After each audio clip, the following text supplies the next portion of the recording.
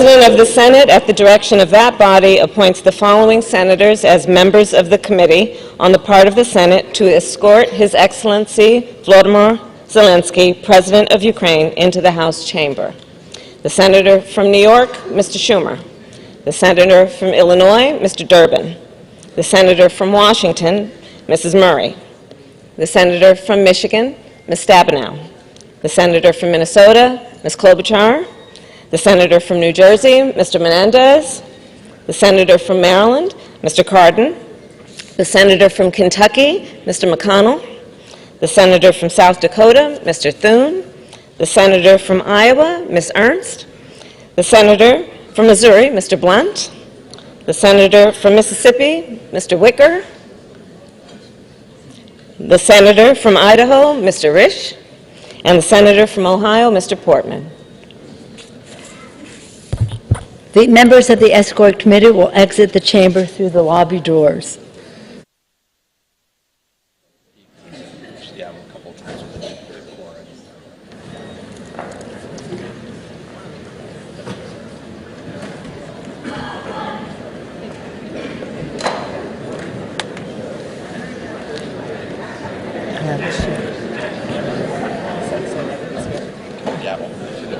They're here? They're here? Yep. Madam Speaker, the Acting Dean of the Diplomatic Corps. All right.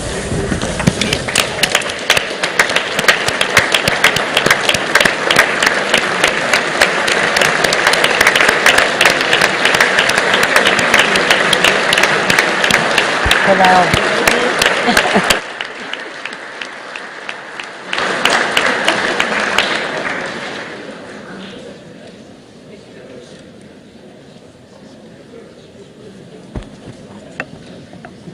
Is anybody else coming? Some are coming. The cabinet. Some of them canceled.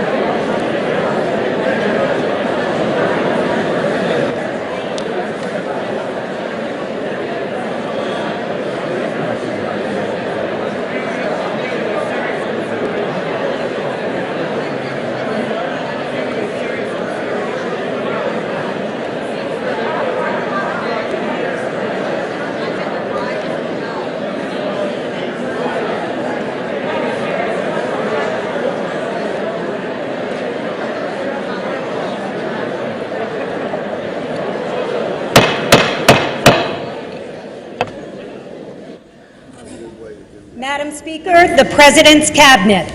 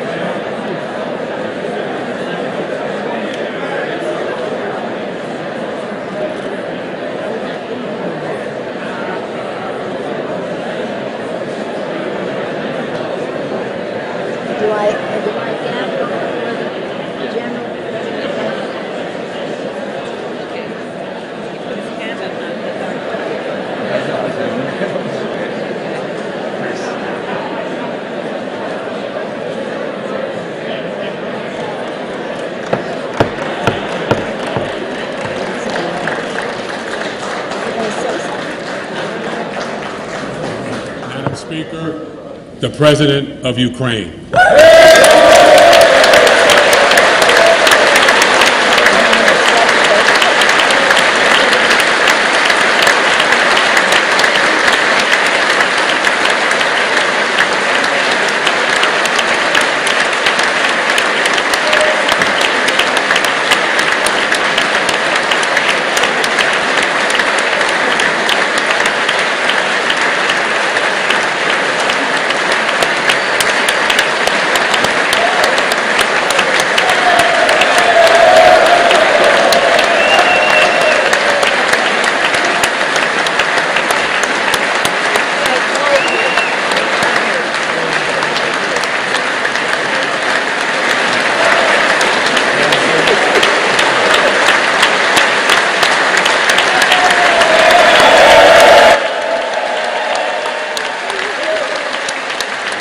Thank you so much.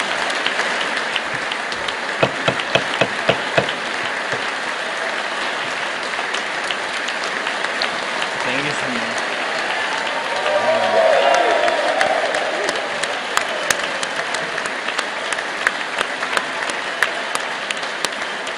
Героям слава.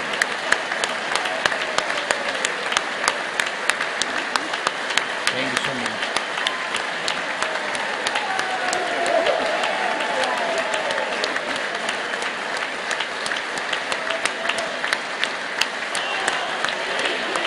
Героям слава!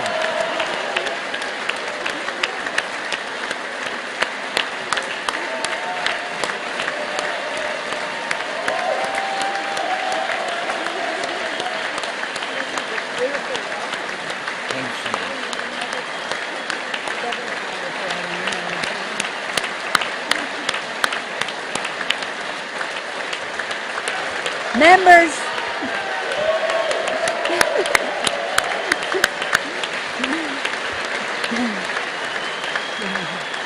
members of Congress, I think it's too much. I think it is. Members of Congress, I have the high privilege and the distinct honor of presenting to you His Excellency Volodymyr Zelenskyy, President of the Ukraine.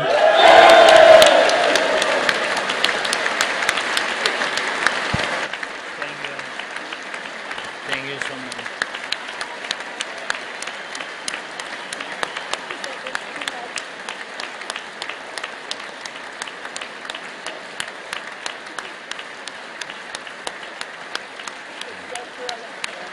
Yes.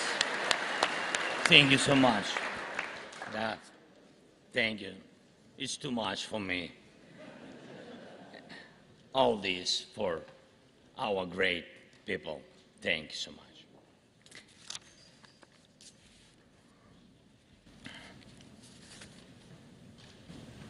Dear Americans, in all states, cities, and communities, all those who value freedom and justice, who cherish it as strongly as we Ukrainians, in all our cities, in each and every family, I hope my words of respect and gratitude resonate in each American heart.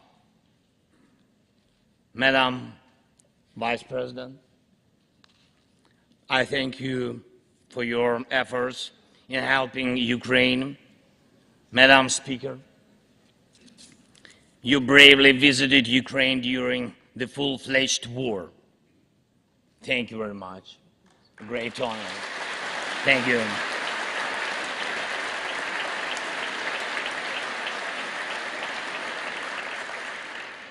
Great privilege to be here. Dear members of the Congress, representatives of both parties, who also visited Kyiv, esteemed congressmen and senators from both parties who will visit Ukraine, I'm sure, in the future, dear representatives of diaspora,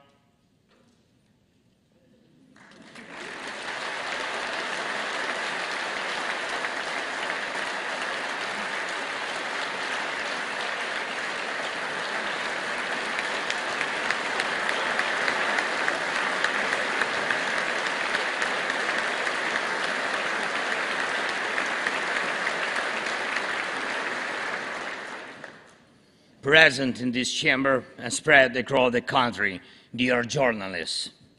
It's a great honor for me to be at the US Congress and speak to you and all Americans. Against all odds and doom and gloom scenarios, Ukraine didn't fall. Ukraine is alive and kicking.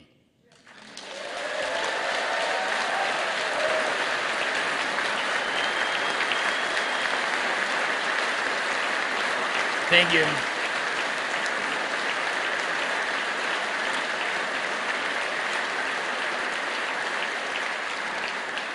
And it gives me good reason to share with you our first joint victory. We defeated Russia in the battle for minds of the world. We have no fear, nor should anyone in the world have it. Ukrainians gained this victory, and it gives us courage, which inspires the entire world. Americans gained this victory, and that's why you have succeeded in uniting the global community to protect freedom and international law. Europeans gained this victory, and that's why Europe is now stronger and more independent than ever. The Russian tyranny has lost control over us.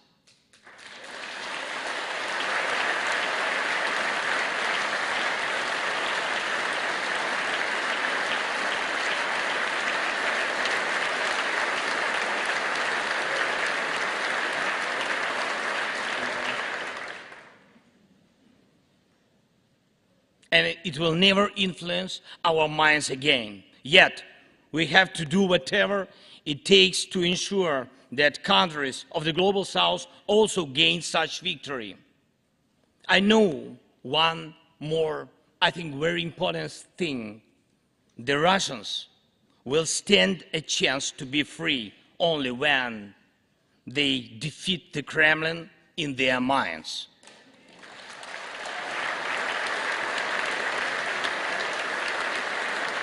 Yet, the battle continues, and we have to defeat the Kremlin on the battlefield. Yes, this battle is not only for the territory, for this or another part of Europe. The battle is not only for life, freedom, and security of Ukrainians or any other nation which Russia attempts to conquer.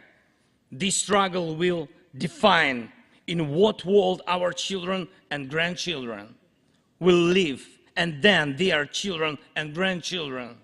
It will define whether it will be a democracy of Ukrainians and for Americans for all. This battle cannot be frozen or postponed. It cannot be ignored, hoping that the ocean or something else will provide a protection. From the United States to China, from Europe to Latin America, and from Africa to Australia, the world is too interconnected and interdependent to allow someone to stay aside and at the same time to feel safe when such a battle continues. Our two nations are allies in this battle. And next year will be a turning point. I know it, the point when Ukrainian courage and American resolve must guarantee the future of our common freedom, the freedom of people who stand for their values.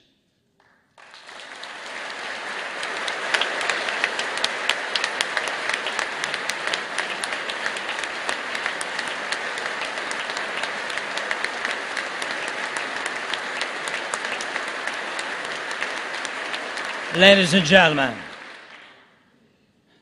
gentlemen, Americans, yesterday before coming here to Washington, D.C., I was at the front line in our Bakhmut, in our stronghold in the east of Ukraine, in the Donbass.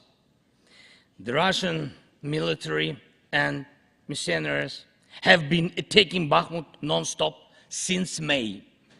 They have been attacking it day and night, but Bakhmut stands.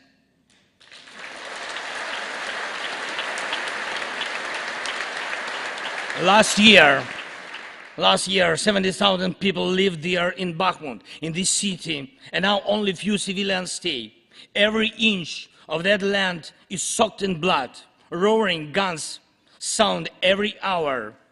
Trenches in the Donbas change hands several times a day in fierce combat and even hand fighting. But the Ukrainian Donbas stands.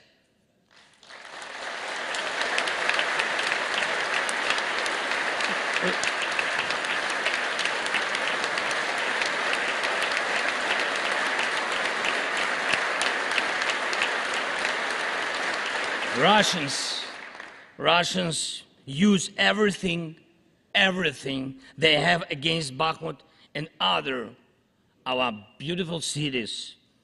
The occupiers have a significant advantage in artillery. They have an advantage in ammunition. They have much more missiles and planes than we ever had.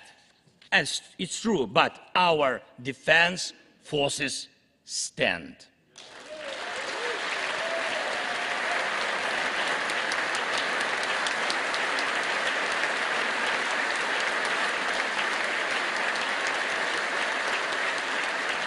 And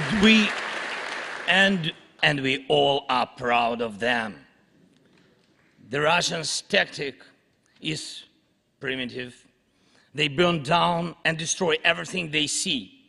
They send thugs to the front lines. They send convicts to the war. They threw everything against us, similar to the other tyranny, which is in the Battle of the Bulge. Threw everything it had against the free world, just like the brave American soldiers, which held their lines and fought back Hitler's forces during the Christmas of 1944. Brave Ukrainian soldiers are doing the same to Putin's forces this Christmas.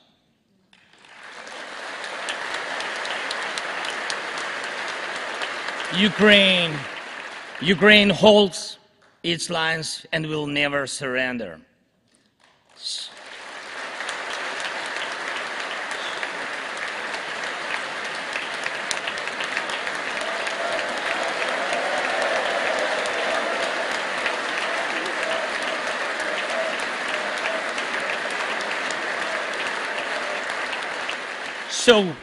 So here is the front line. The tyranny which has no lack of cruelty against the lives of free people. And your support is crucial, not just to stand in such fight, but to get to the turning point to win on the battlefield. We have artillery. Yes. Thank you. We have it. Is it enough? Honestly, not really. To ensure Bakhmut is not just a stronghold that holds back the Russian army, but for the Russian army to completely pull out, more cannons and shells are needed. If so, just like the Battle of Saratoga, the fight for Bakhmut will change the trajectory of our war for independence and for freedom. If your patriots stop the Russian terror against our cities, it will let Ukrainian patriots work to the full to defend our freedom. When Russia cannot reach our cities, but its artillery, it tries to destroy them with missile attacks. More than that, Russia found an ally in this genocidal policy, Iran. Iranian deadly drones sent to Russia in hundreds became a threat to our critical infrastructure. That is how one terrorist has found the other. It is just a matter of time when they will strike against your other allies. If we do not stop them now, we must do it.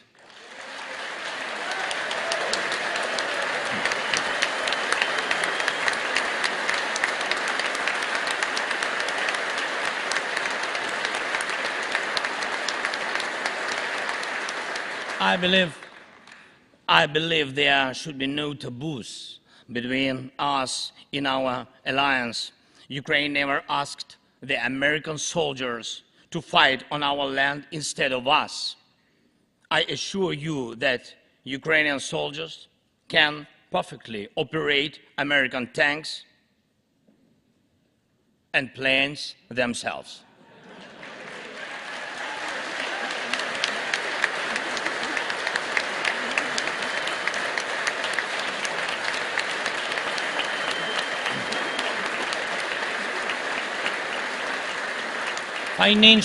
Financial assistance is also critically important, and I would like to thank you very much. Thank you for both financial packages you have already provided us with and the ones you may be willing to decide on. Your money is not charity. It's an investment in the global security and democracy that we handle in the most responsible way.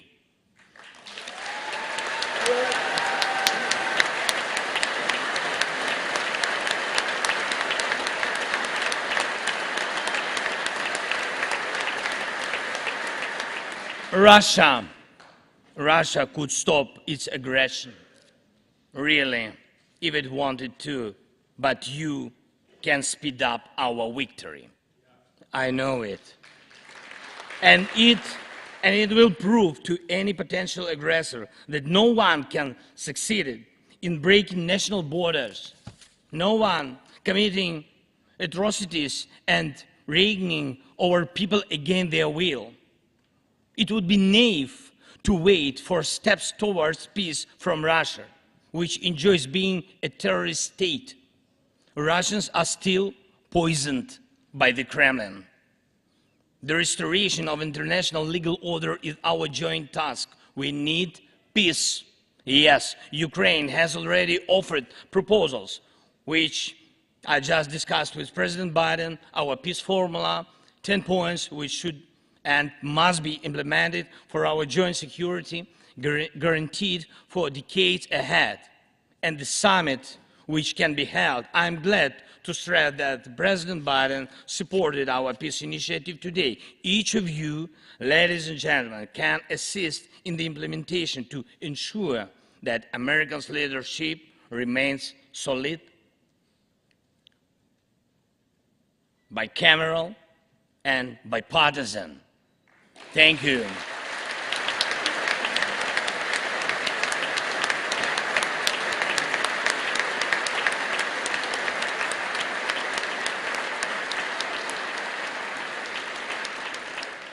You can strengthen sanctions to make Russia feel how ruinous its aggression truly is.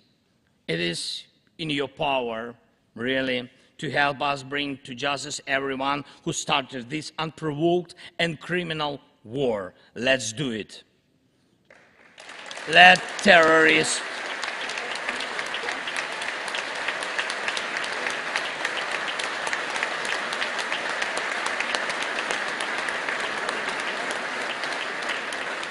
let the terrorist state be held responsible for its terror and aggression and compensate all losses done by this war. Let the world see that the United States are here. Ladies and gentlemen, Americans, in 2 days, we will celebrate Christmas. Maybe candlelit. Not because it's more romantic, no, but because there will be no electricity. Millions won't have neither heating nor running water. All of these will be the result of Russian missile and drone attacks on our energy infrastructure. But we do not complain. We do not judge and compare whose life is easier. Your well-being is the product of your national security, the result of your struggle for independence and your many victories. We, Ukrainians, will also go through our war of independence and freedom with dignity and success.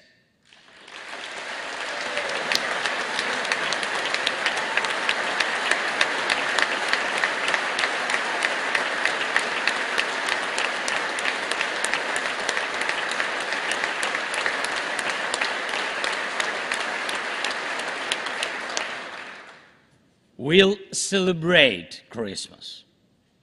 Celebrate Christmas, and even if there is no electricity, the light of our faith in ourselves will not be put out.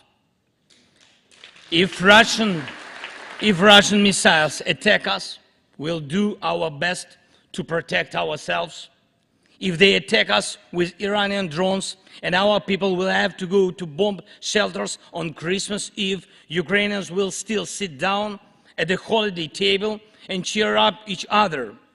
And we don't have to know everyone's wish, as we know that all of us, millions of Ukrainians, wish the same: victory. Only victory.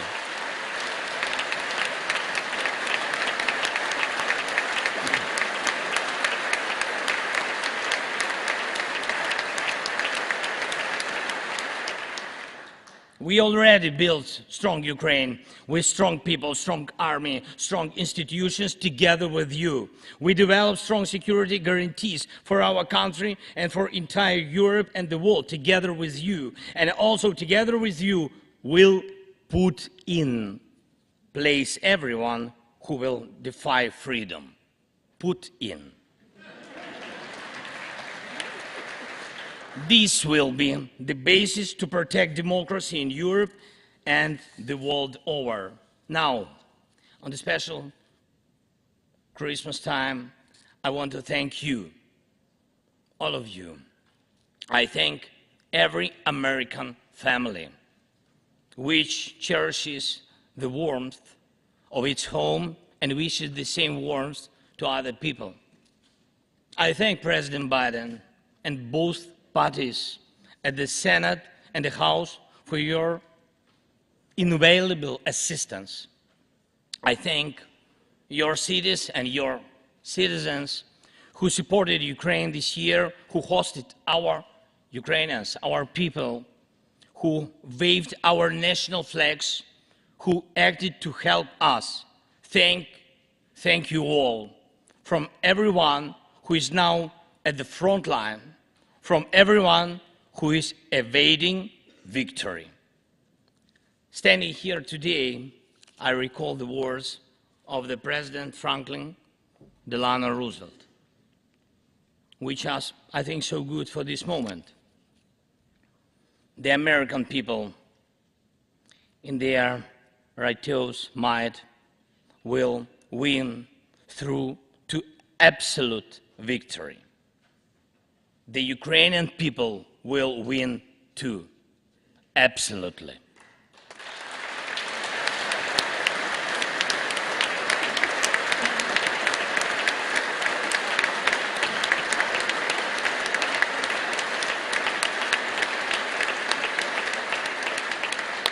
I know that everything depends on us, on Ukrainian armed forces, yet so much depends on the world.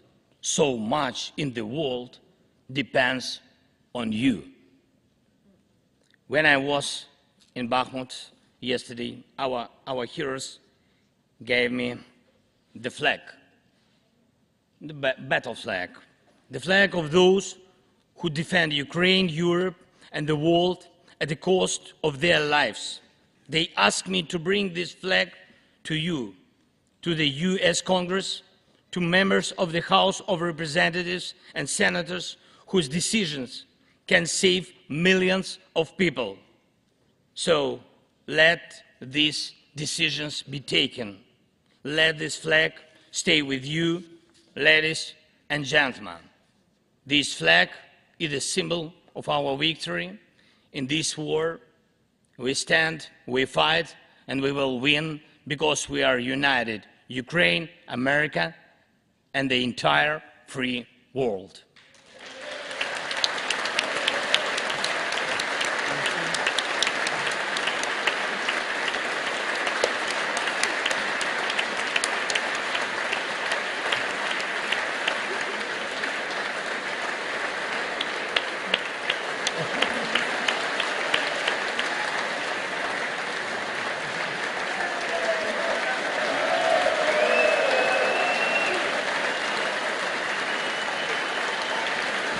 Just one thing, if I can, the last thing, thank you so much. May God protect our brave troops and citizens.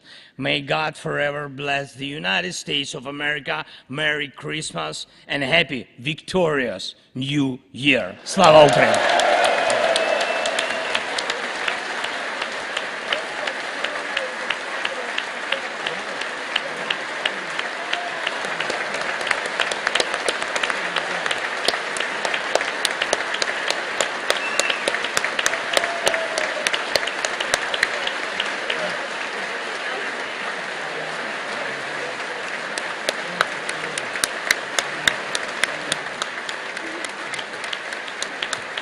Thank you so much.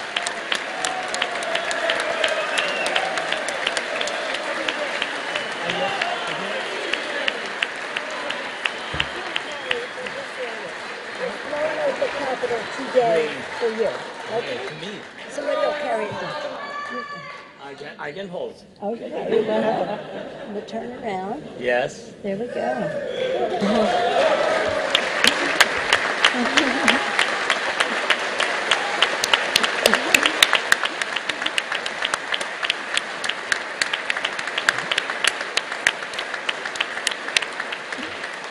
This flag was flown over the Capitol today in honor of the President's visit. Thank you so much.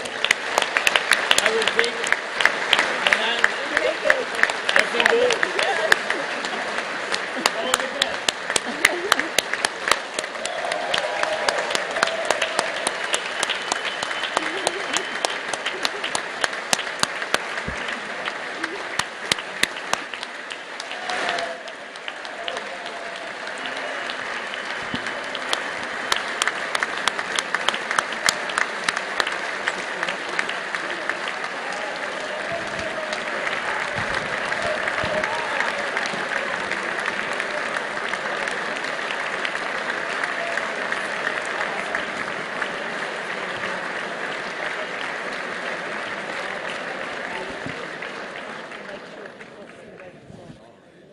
Okay.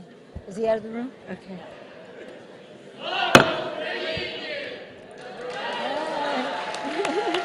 The purpose of the joint...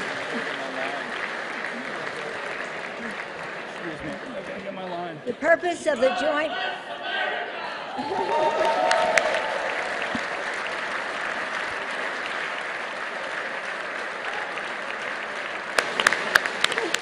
Okay, now. The purpose of the joint meeting having been completed, the chair declares the joint meeting of the two houses now dissolved. The House will continue in recess, subject to the call of the chair.